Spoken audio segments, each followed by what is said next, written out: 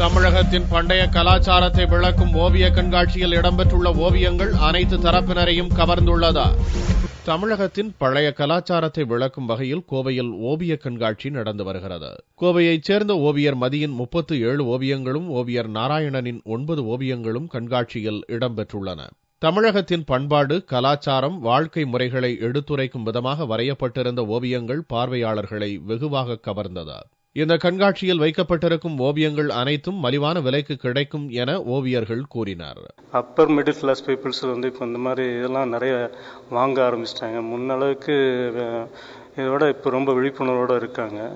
அதனால் ரொம்ப விரும்பி வீட்டில் எல்லாம் அலங்கரிக்கணும் அப்படின்னு நினைக்கிறாங்க. அது அந்த இது மக்களுக்கு இன்னொன்று போய் சேரணும் அப்படின்ட்டு நாங்கள் இந்த மாதிரி ஓவிய கண்காட்சி நடத்திட்டுருக்கோம்.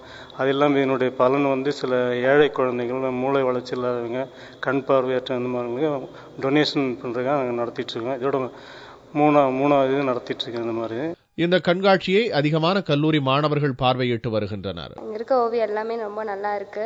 பார்க்கறதுக்கு நம்மளும் வரையணும் அப்படின்னு ஆசை இந்த ஓவியத்து மூலமா எங்களுக்கு ஏற்படுது. எல்லாமே பார்த்தா நேச்சுரலாவே இருக்கு, ரொம்ப அழகா இருக்கு, ரொம்ப நல்லா இருந்தது. எல்லா ஓவியங்களையும் பார்க்கறதுக்கு சூப்பரா இருந்தது. அது மட்டும் இல்லாம எங்களுக்கு இந்த ஃபர்ஸ்ட்ல டிராயிங் சப்ஜெக்டும் இருக்கு. அதுக்கு இந்த மாதிரி ஓவியங்கள்லாம் பார்க்கும்போது ரொம்ப ஹெல்ப்ஃபுல்லா இருக்கும். அது மட்டும் இல்லாம ஒரு ஆர்ட்டே இப்போ ரியல் போட்டோ மாதிரி மாறி இருக்கு. இப்பதான் நான் நேரில் பாக்குறேன். ரொம்ப சூப்பரா இருந்தது. வரும் 27ஆம் தேதி வரை நடைபெறும் இந்த கண்காட்சியில் பார்வையாளர்கள் இலவசமாக அனுமதிக்கப்படுகின்றனர். கண்காட்சியின் மூலம் பெறப்படும் நிதியின் ஒரு பகுதி ஆதரவற்ற இல்லங்களுக்கு வழங்கப்படுகிறது.